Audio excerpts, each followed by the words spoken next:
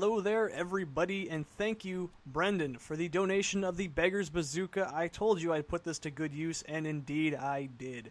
I wish I could pay you back, but as you said, just make more videos. That is a good advice thing. Now, first of all, I did finally go and break down and buy my one key for the month. I think that's what I'm going to do lately. Maybe I'll get an unusual someday. Someday. Just someday. You never know, you never know. But that is not the main importance of this video at all. It is the importance is the Beggar's Bazooka. Now, this is not really gameplay. This is just a funny little thing I found rather humorous. Just, I was scared here, man. This was some scary stuff going on. But first off, I would like to say it is 1 in the morning and I'm feeling kinda iffy. Probably not the best time to be recording, but this is all fresh in my mind from a few hours ago. And of course, I'd like to talk about it because it's important. So if you don't know what the Beggar's Bazooka is, it came out during Meet The Pyro.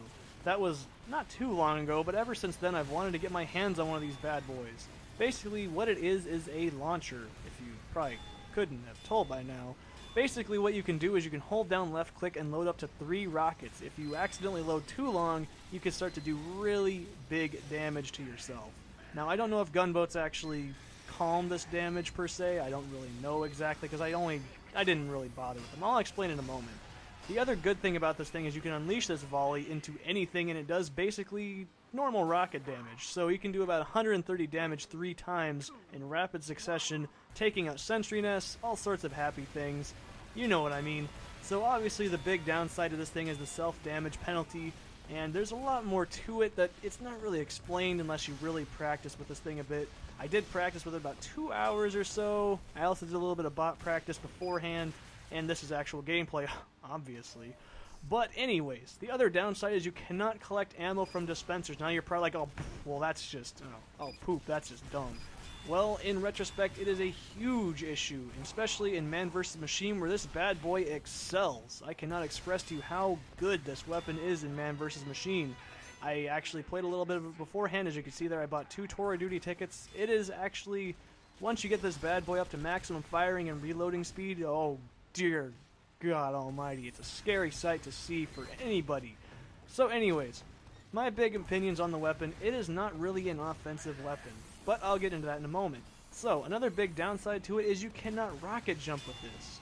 I mean, you can do it, but it's really awkward, and you do a lot more damage to yourself, so as you can see, I have switched up and using the regular shotgun with this bad boy, and of course an equalizer just cause, I don't know, why not? Getting those strange kills, because nothing else is strange. If there's a strange Beggar's Bazooka, I want one. So anyways, basically this weapon can be offensive and defensive depending on how you play, but I feel it is more of a defensive weapon. Obviously it's very spammy and very entertaining. It's actually one of my more favorite weapons that's been released this year in Team Fortress 2. So, as you can see though, this is excelling in taking out sentry nests, large groups of players, and excels with Kritzkrieg medics like I actually had happening here in this situation. Because if you can dish out over 300 damage a rocket that fast, God help you. So basically, if you couldn't tell already, he died. Of course, with my luck, the medic dies. He actually got the rocket reflected back at him. It's kind of hard to see it there because it was so quick, but I was like, huh, what happened to my medic? So as you can see right there also, most entertaining thing about this thing is it sends people to the moon when you hit them pretty close with it. I love that. Any weapon that sends people to the moon, good A+ weapon in my opinion. So, back on defensive topics. This thing is really good in defense. You can keep a lot of people back, and a lot of people in general in Team Fortress 2, when they see a rocket hurtling towards them at really high speed, they kind of back up, or they kind of move, or they get a human meat shield in front of them.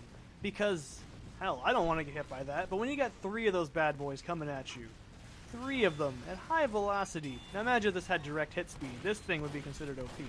But definitely one of the more scary weapons to be seen with, because it also is really tenseful to not know how quickly the soldier's reloading their rockets. Especially for pyros. I mean, good God, I actually feel kind of bad for the pyros I shoot 3 rockets at every now and then, because, oh man, that's gotta be like a mini panic attack every time you do that. So definitely it is a really fun weapon to use as well. Not just the fact that it scares people, but it's just fun. I mean, when in Team Fortress 2 are you going to shoot 3 fully damaged rockets at high speeds at people? Probably never unless you're playing Man vs. Machine. That's why this thing is so damn fun. It's got enough balance to it where it's not overpowered. I remember when it first came out, a few hours after it came out, people were already saying it's overpowered. Not necessarily. It actually makes you time your shots. Like right here you can see I had to wait. Well, you guys couldn't know what I was thinking. So, God, I hope you don't know what I'm thinking. But definitely, it is actually a more strategic launcher, I feel. Not, oh my God, forgot about this part. Rocket Man, just look at him. He does not actually die. You can see that that guy over there is actually a demo man on the ground where that heavy is at. He is up there. I don't know, I guess the laws of physics no longer apply to that man, and he said, I am going to leave your mortal plane. So definitely, anyways, before I was rudely interrupted by my own clip footage, definitely a fun weapon. And like I was saying, it was considered OP before it came out, but I consider it a more strategic launcher because you have to line up your shots. You've got to know when what rocket's going to hit, where it's going to hit, and how much damage you think it might do. Because knowing how much damage you're going to do in Team Fortress 2 is important. And definitely pairing this bad boy with a Kritzkrieg medic or even an Uber medic is just a scary thought alone. Any soldier that's good at least knowing where their shots are going to land, this thing is for you. Because see, look at that. You can take down a sentry around a corner and kill 2 people in rapid succession. That is awesome. That is a good feeling, and you feel empowered. And no, that's not a Saxy or a Golden Wrench. It's actually one of the new Man vs. Machine things. I actually paused. I was like, oh God, a Golden Wrench, a Saxy. I am in the presence of God. Nah, not really. Just a guy. But anyways, definitely I can say this is a really, really fun weapon.